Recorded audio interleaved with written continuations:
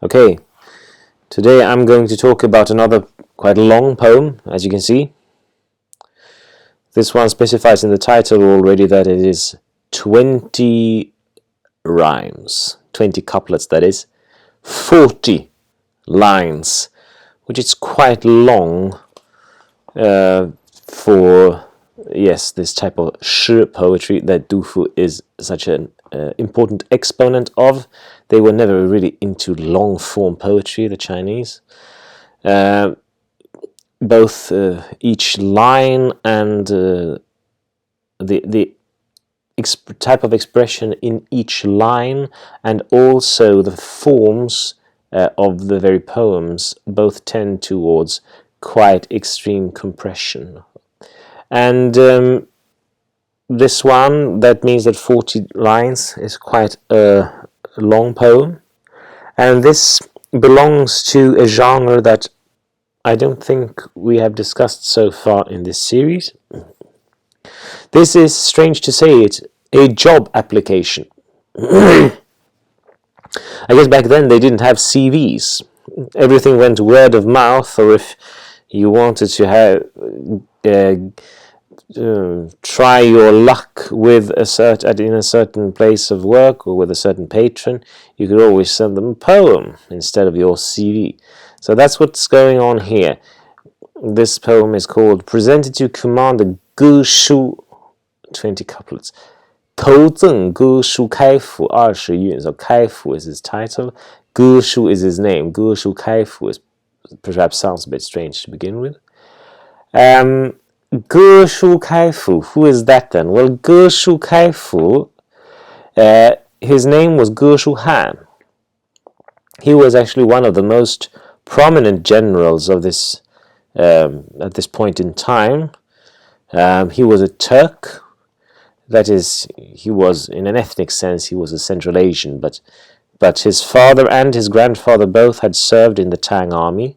So Geshu is his family name. I think it was actually the name of his tribe. This is undoubtedly a Turkic word. And Han was his personal name. So Geshu Han. Kaifu. It's translated here as commander. Let's not go into that. That's just a title. Geshu Kaifu. What do I mean by this is a job application? Well, Du Fu, as you know, he had spent quite a lot of time traveling around and just spending his time in various, from a practical standpoint, useless endeavors. But he had many friends and he was well connected. And he was popular. I think he was popular actually, because we know that he had quite a large net of acquaintances, and among them people of quite significant standing and fame in their own time, which we have many examples of. He was friendly with Li Bai. He was friendly with this great painter Zheng Qian. He was friendly with Chen Sheng, who was also a great poet and who was in the military. And actually, Chen Sheng was also at one point serving under Geshu Han. So that is probably why Du Fu, at this point in time, thinks that he might also have a chance to get a place in the army. And quite likely, he's not interested in serving as a conscript, but more in the position of perhaps a military advisor or something like that. Anyway, this is really, because this is a job application, is really very much a poem of praise. He is sucking up quite a bit to this Commander Geshu, and perhaps you will feel that this means that this poem is not 100% sincere, and I would perhaps agree with that, but I still think, taking it for what it is, there's quite a lot of nice lines in this. It's quite interesting also from a linguistic standpoint. There's many interesting allusions in it. So I think it's just quite a nice example of the social function that poetry also had in the Tang Dynasty, even if I agree that this is not one of Du Fu's best poems from a purely poetical standpoint. It's not one for the ages, so to speak. But let's go into it, shall we? 金代麒麟阁，何人第一宫？麒麟阁 I've talked about before. The Unicorn Gallery. This was really actually an imperial hall during the Han Dynasty, and it contained the portraits of worthy ministers or the imperial servants.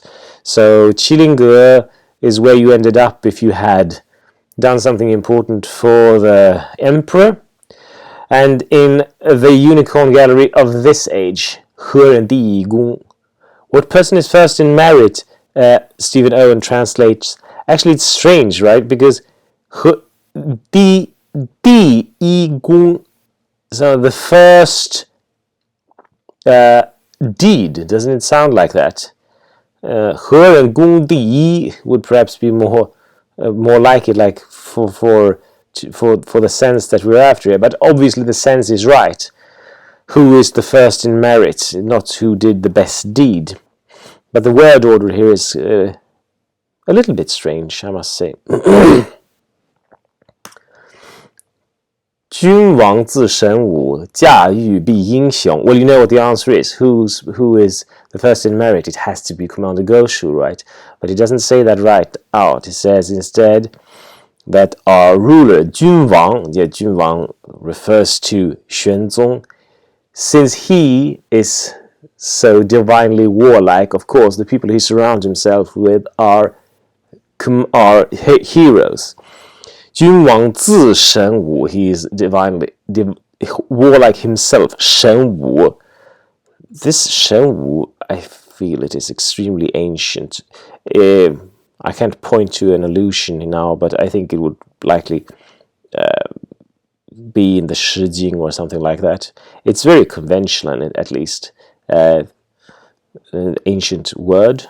君王自神武，驾驭必英雄. So 驾驭, to use as horses for one's chariot, really. That's what you do with the horses that you have in front of your chariot.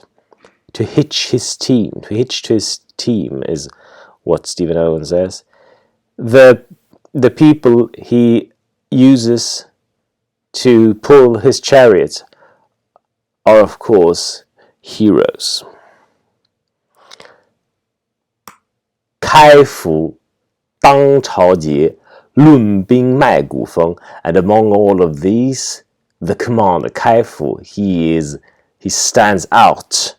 节, 当朝, the present reign, exactly as Stephen Owen wants it. 论兵卖古风. Yes, 论兵, it sounds a bit theoretical, right? Talking about or discussing military matters. His study of warfare is Owen's translation. It's not bad. This does evidently not refer to his actual exploits in war, but to his military knowledge. And Geshu Han is actually known to have been an educated man. So this is probably something that Du Fu picks up on here when he writes to him in this way. 卖古风. Yeah, it has this sense to exceed. Sometimes this character has the sense to exceed, which is perhaps adequate here. Outstrips, Owen says, 古风, ancient modes. Yeah, it's like the ancient style. 风, as you know, feng frequently refers to a way of doing things or a way of being. 做风, you would say in modern Chinese, and the metaphor of feng is present in the guo feng, for example, of the Shi Jing, the heirs of the states. Every state sort of had a certain style of poems associated with it, and they expressed the way of being of that state, sort of where the wind blew in that state. So feng is sort of the ancient style the ancient style, perhaps then of ancient generals. 先锋百战在，掠地两于空。先锋 is the vanguard, and he's fighting in the vanguard for all his 100 victories. It's a very vague praise, I must say. It's hard to imagine that a Chinese general at this point would really fight in the vanguard, but vanguard general, 先锋. In the vanguard, he has been there for 100 battles. Perhaps that is a better translation. Geshu was absolutely a very distinguished general at this point, and chiefly, in campaigns against the Tibetans. So when it says here 两于, the two corners, we can't really say exactly what it refers to. It's obviously the geographical areas of his victories, but I can't think of a proper or more precise location what 两于 could refer to, but perhaps somewhere in the general area towards the Tibetans. 青海无船舰，天山早挂弓. Yeah, this is what he has accomplished while fighting in this area. 青海, I love that Owen uses the translation Kokonor. Of course, in Chinese, it's just called the Qinghai Lake, the biggest salt lake in China. Geshu Han had been a commander in this region, as I said, which was frequently raided by the Tibetans. It's on the Tibetan plateau, actually. So back in these days, in the Tang Dynasty, it would have been an area that was actually quite frequently contested between the Chinese and the Tibetans. Anyway, Geshu Han, he fortified the area, and he defeated the Tibetans so that they stopped their raiding. And that's what 无船舰, no arrows are passed, refers to. Actually, this is a little bit strange. I mean, I can't pretend to understand exactly what this refers to. One commentator in my edition says that passing arrows, 船舰, was a signal among the barbarian peoples, as they put it, when they prepared for war. So presumably, perhaps they didn't know how to read and write. So if someone sent you an arrow, that was your friend who wanted you in battle somewhere. Another person says that arrow, this 剑, refers to some kind of bamboo strips which were used to mark time during night hours in the military. So if they're not used, there's no danger of war. And that would then be because of Geshu Han and his deeds. Tianshan are the huge mountain. That's a huge mountain range on the border of China.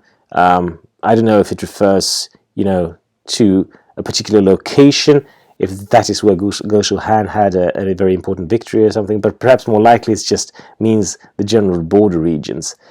Here, anyway, in the Tianshan mountain regions, Heaven Mountains, the people have long time ago, 早, hung up their bows. That is to say, they've hung up their bows, so there's no war. They don't use their bows for anything. So that's good. There's all peace and quiet on the Western Front. And isn't that great? Because one of the biggest civil wars in Chinese history is about to break out about 1 year from the writing of this. So at least for now, they could repose in the relative peace and quiet of the moment. 廉颇仍走敌，魏将以何容? Now he continues his praise by means of a classical allusion, or two classical allusions. We have 廉颇 and Wei Jiang. These are two unrelated figures, so these are two completely different things. 廉颇 was a general of the state of Zhao in the final phase, because before the state of Zhao was conquered by Qin. So this is slightly before the unification of China by the Qin Shi Huang. The biggest battle of all the whole Warring States period was the Battle of Changping. And Lian Po was actually leading the forces of Zhao in the period coming up towards this battle. But then he was replaced because he was considered to be a little bit too indecisive, and he didn't want to push the battle against the Qin army. And what happened then was instead that Zhao was completely crushed, and hundreds of thousands of soldiers died in this debacle. So this was the sort of the final blow against Zhao. But then Lian Po, he was actually again victorious against other states. He was victorious against Yang and Wei. So that's what Reng Zou Di perhaps refers to, I suppose. He still sends the enemy running after his long and distinguished career. Because at this point in time, Geshu Han was probably quite old. We don't know exactly when he was born, but he might have been around 50 or 60 at this point. Wei Jiang, who's Wei Jiang then? Wei Jiang was a general of the state of Jin in the spring-autumn period, so that was even before Lian Po, earlier, in an earlier historical period. He's this He Rong is something that he's associated with in the historical literature. He advised the Duke of Jin on how to make peace with their barbarian neighbors, for which he was honored with a set of belts and a troupe of female musicians, which isn't that wonderful, you know? And the funny thing is that, you know, I would never have known this without the comments in my edition, but something similar happened to Geshu Han as well. So this being rewarded with musicians for pacifying the barbarians, this evidently refers to, you know, perhaps Geshu Han's arts of peace, as it were. Perhaps, you know, the implication is he wasn't just good at fighting battles, but also at keeping the peace when established. 美西黄河气，美西河黄气，心间节智通。This 河黄 the He and Huang region. He is the Yellow River. Huang is something else. That is a river that's in modern Chinese called the Huangshui Jiang or Huangshui He. It's the river that runs through Xining, which is the provincial capital of Qinghai today. It's a tributary of the Yellow River, quite far up. And it's also, you know, generally a marker of Western geography. So, you know, the Western borderlands is a mythical area throughout all of Chinese literature. There's romantic air about it, and when you say Huangshui, it's one of these things that make you think, aha, Western areas, the Wild West. It's sort of barbarian territory at this point in time. Qi. It was abandoned. Well, what does this refer to? It was often regretted that this He region was abandoned.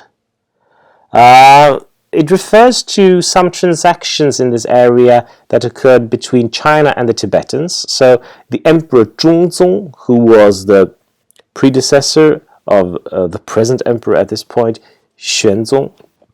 Emperor Zhongzong, he had married off a Tang princess to the Tibetan emperor.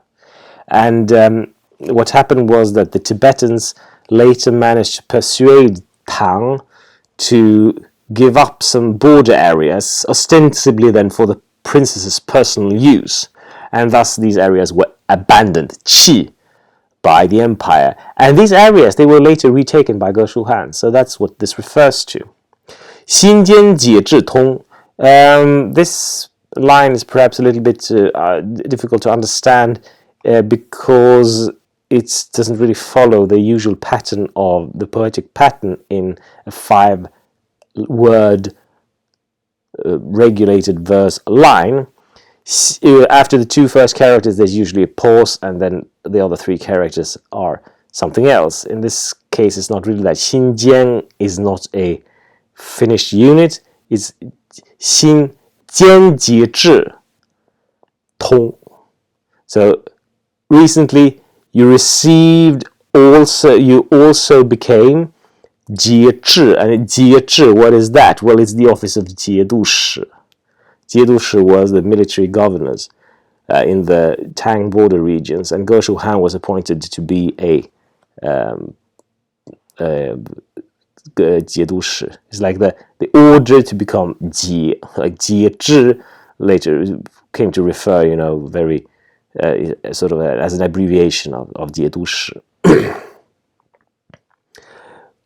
Having newly received the 节度使 command, in addition to whatever he had before, these areas 通了. That is, they were reconnected. 通 means to sort of open up in a way that 2 things are suddenly connected, which weren't connected before. Okay. He manages to reconquer lost areas of the empire. He's a great guy. 智谋垂瑞响，出入关诸公. 智谋 refers to Geshu Han. His wise planning, his wise plans, his wise stratagems. 垂瑞响 causes, this 垂 has to be understood in a causative sense, causes the regard of wisdom to descend upon you, something like that. What does that mean, the regard of wisdom? Well, Rei in itself means wise or intelligent or perceptive, but this translation is actually the correct one. Imperial regard. Owen correctly interprets Rei Xiang as the emperor's regard or connection, because Rei is very frequent in sort of generic praise of a ruler. So definitely the 智谋 of Geshu Han attracts Rui Xiang, imperial regard. 出入关诸公, going out and coming in, at court and in action, something like that. He is the crown of all the lords. Gong, all other lords. It's very vague. Perhaps it refers to his predecessors who were not as successful as him in the various military appointments. We don't know. This is a couplet I really like, even though it's really vague. 日月低琴树，乾坤绕汉宫. I just love the sound of it, and the words. It has this really high, grand diction that Du Fu so frequently manifests, and which is one of the principal reasons that I love reading Du Fu so much.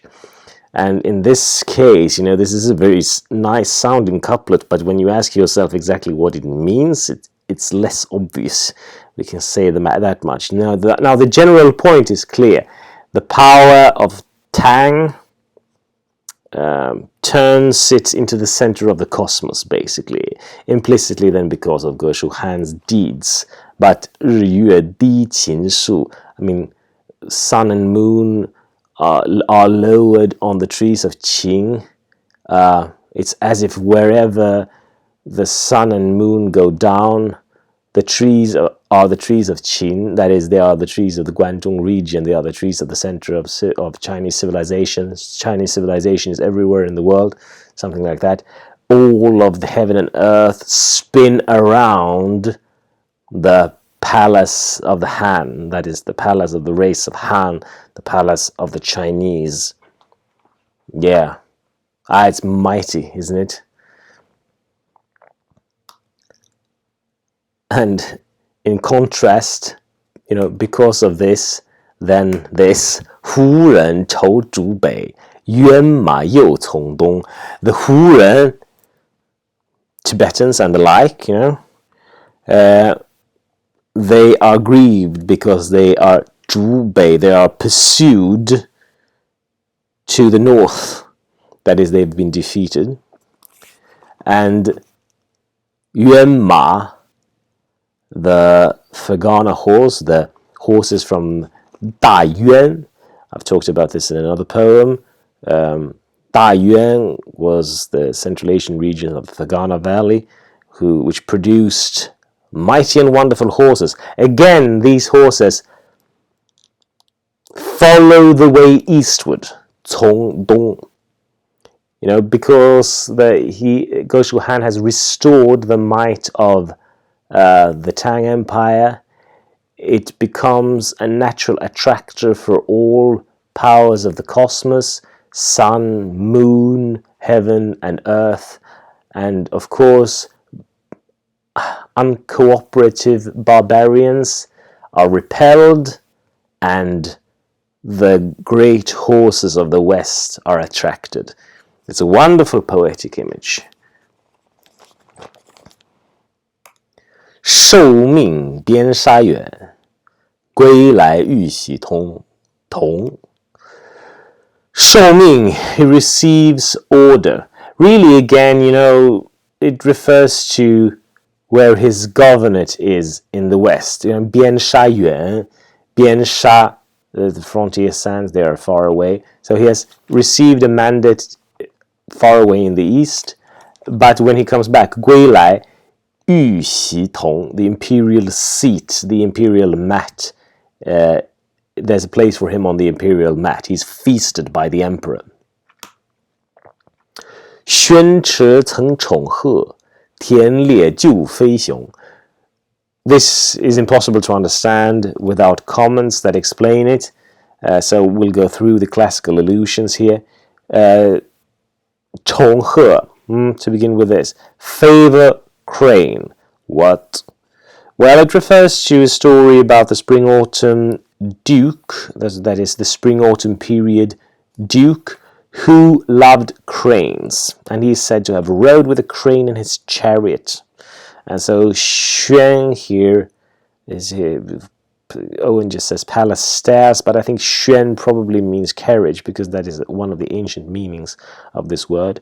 In carriage, in the imperial chariot and the imperial stairs, you, that is Geshu Han implicitly, were or have been favored as a crane.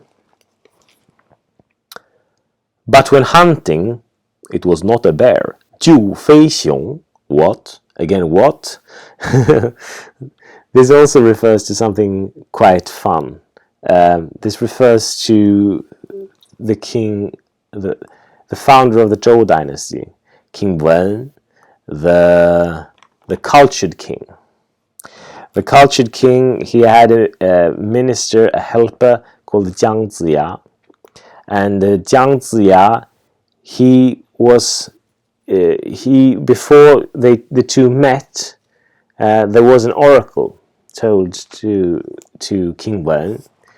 The oracle pronounced that today when you go hunting, you will not find a dragon, you will not find a tiger, you will not find a bear, you will find a helper for the kingdom, something like that. So, 飞熊, not a bear, means a supreme assistance in the art of kingship. Here a military commander. So, also, well, quite nice, isn't it? It's very compressed, very elusive, but when you know it all, it sounds very elegant, very cultured. 毛土加名数，山河世始终。Again, this is a bit difficult to understand. Perhaps this means, this 毛土加名数, it means that he receives a fief. The Tang emperors used to reward people with fiefs, which basically meant that a number of households whose tax you were entitled to, basically, you know. So these households, the number of households, that's what 名数 refers to. 毛土, this is a bit more tricky. The emperor had an altar of grains and soil, you might say, the 社稷坛. It's sort of an altar dedicated to the earth in its community founding aspect and also in its geographical aspect, really. And this altar, I think 社稷坛 probably exists in Beijing somewhere still. They were covered with sand, or rather gravel perhaps, or soil, in 4 different colors for the 4 different cardinal directions. And when someone was enfeoffed, they would take a bit of soil from that altar and wrap it in mao, this mao, which would have, and then it would be, mao is then just reed or something. Then it would be presented to the person who was to set up his own fief, and he would take this soil and use it to establish his own altar in the fief. So that is what 毛土 is. So 毛土, the reed-bound soil, means the fief that you received from the emperor. And 山河世始终. 山河世始终. By mountain and river, you have sworn eternity, something like that. This also goes back to an oath of faith to country and people, which was made in the name of the Yellow River and Mount Tai, this oath was pronounced when men were rewarded with fiefs for their good deeds. So it refers to the same thing. You have sworn fidelity by Yellow River and Mount Tai, that is, you have received a fief. In all, it just means that he has been very honored by the emperor. 策行一战法，气和动昭容. Also a very nice couplet. 策行, as your stratagems are implemented, your policies are enacted, yes. 战法, warfare, is done away with. 仪, because he's so brilliant, he doesn't even need to fight, perhaps. 气和, perfect accord is Owen's translation. Yeah, tallies are in concord. Peace prevails. 气和, when 2 parties are in agreement about something, their tallies are in concord. They fit with each other. That means peace prevails, and the peace stirs or moves. What exactly? 昭容. Well, 昭容, this is a bit cryptic. We have Lasting Radiance by Owen, but it's really hard to figure out exactly what it means. This is not exactly a piece of conventional vocabulary. In it, there is clearly an echo of a poem in the Shi Jing, a line which goes, 昭明有容. But, you know, exactly what it means, like some kind of light or radiance that is prolonged or extended, something like this. Anyway, in the Shijing, it's applied on the wisdom of a ruler,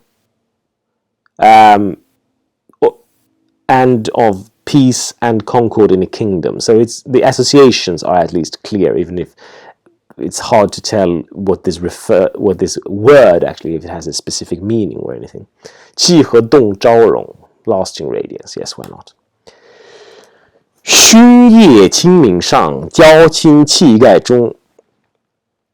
勋业, his accomplishments, of course, and they are above the heaven. 清明, blue heaven.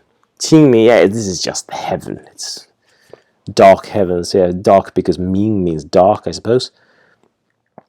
But heaven, they are above heaven. 交亲气概中, 气概, we have this word in modern Chinese as well. It means the deportment of somebody, the manner that his qi manifests, something like that. 交亲, forming close friends. That is probably a good enough translation. There's one famous story of Geshu Han, which is recounted in almost every description of him, which is the way he protested against the removal and indictment of one of his predecessors. Actually, there was another military commander called Wang Zhongsi, who, because of his policies and his failures in the military, he incurred imperial displeasure, and he was about to be executed. And Geshu Han interceded for him quite strongly, quite forcefully with the emperor, which meant that he really debased himself. He fell to the floor, cried, banged his head on the floor, and really made a big scene. But he managed to save the poor fellow and changed the mind of the emperor in this way. And this was supposed to have increased Geshu Han's popularity at court quite a lot. So Jiaoqing, I thought that perhaps it is worth recounting that in the connection with this, because it is of some importance to show Geshu Han's character. He seems to have been a fine character. And Jiaoqing is also a nice segue into the next line, which is about Du Fu himself. You are the person who forms friendships so easily, and now here I am. And what about me then? 魏为诸旅客，以见白头翁.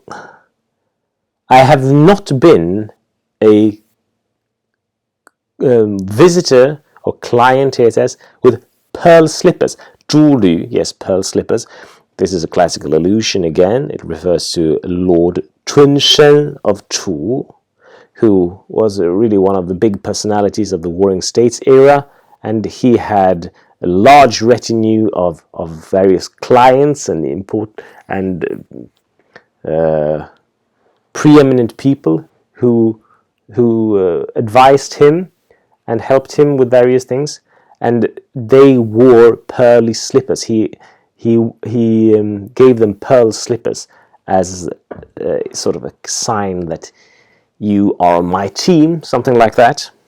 And Du Fu says here, I have never been one of your pearl slipper people, but here I am, and you have seen me before. 以见白头翁. This white-haired fellow you've seen before. And what about me then? Well, I'll tell you briefly. 壮杰出体柱，生涯独转蓬.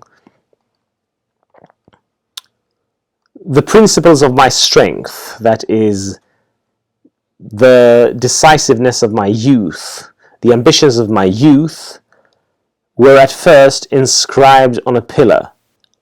Okay. It is, of course, also a classical allusion, which would have been picked up likely by Geshu Han. It refers to Sima Xiangru, the great Han Dynasty poet. he's said to have, when he arrived in Chang'an the first time, he's said to have marked a pillar on a bridge. And marked it with what? Well, he wrote on the pillar something to the effect that he would not cross over again unless driving in a 4-horse carriage. That is, he was there to get rich or die trying. And that is what Dufu was like once as well. But now, in life's course, 生涯, I am again a 转蓬, dandelion puff. Yes, he is like a bit of driftwood, something blown by the wind, alone. Horrible. He was bent on success once, but it hasn't turned out the way he wanted to. This is, of course, a big cliche, 转蓬, and something that Dufu is very fond of. Not so strange, of course, because he rarely had a fixed place in life. 几年春草歇，今日暮途穷. How many years have I seen the grasses of spring recede and wither? Well, now we are here, and I'm at the end of my rope, basically, 暮途, my twilight road has come to an end. It's really dramatic, self-pitying. 军士刘孙楚, 行间师吕蒙. More classical allusion, Sun Chu, Lü Meng. Who are these people? Well, Sun Chu, to make it brief, he was a military commander of the Jin dynasty, and he was at first a recluse. And he entered the military and became a commander sort of when he was already over 40. So Dufu is about 40 now. And Geshu Han, he, as I said in the introduction to this poem, he employed or patronaged quite a lot of acquaintances of Dufu, including Chen Shen, as I said, and another figure called Yan Wu, who later became a really good friend of Dufu. And this is surely why Dufu tries his luck with Geshu Han. This Sun Chu here may refer to either these other people, or others that Geshu Han would have pulled up from an obscure condition, or it refers to Dufu himself. He says, I am like Sun Chu, please keep me in the army.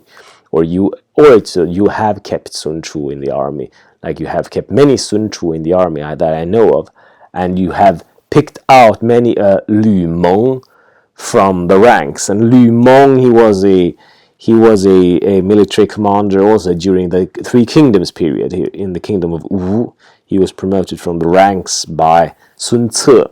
This is something that you will find in the Romance of the Three Kingdoms and stuff. 行间师吕蒙. And because you are the kind of commander that recognizes talent even if in a lowly position, well, here I am, please pick me. 防身一长剑，将欲以空通. 将欲以空通. For my own protection, I have a long sword, 长剑. Oh, it's like a man and one long sword. Wonderful and beautiful cliche, probably in every literature around the world, and also in the Chinese poetical literature. This yi is really frequently used together with 长剑 in the literature. Like, you use your 长剑and you can yi on whatever, or you yi your 长剑, so you lean on your long sword and you face the world together with it. Here he has his long sword and he wants to he wants to rest on Kongtong. What is Kongtong? Well, it's a mountainous area in Gansu, that is the western parts, really Geshu Han's command area. It may refer to here Geshu Han himself, or the various vicinities where Dufu would have been active if under Geshu Han's command. This is Changjian, as I said, in Yi Kongtong. It's somewhat formulaic, but it's still quite a nice way to end the poem, I think. And Dufu, as I've said many times, I think he had a little bit of an ending problem as a poet, but he ends this poem quite nicely, I think. 放生一场剑，将予以空通 Kongtong Mountains. Here I come. He wasn't employed by Geshu, unfortunately. We kept on looking until he found employment a little bit later, but he was never happy with having a day job anyway, so that was just not his fate. Anyway, as I said, I don't think this is a spectacular poem by any means. As I said, it is too much of a functional poem to really feel that it embodies some more, that it in itself derives from a poetic vision of the kind that Du Fu was able of, but the individual lines are frequently very nice, and there's quite a number of interesting images in it. And I think Geshu Han, if he was a cultured person, he would probably quite have appreciated a poem like this, even if he might have made the professional judgment that Du Fu was of no use for him, and we can certainly understand that. Anyway, thank you for listening to this, quite a long video, and bye.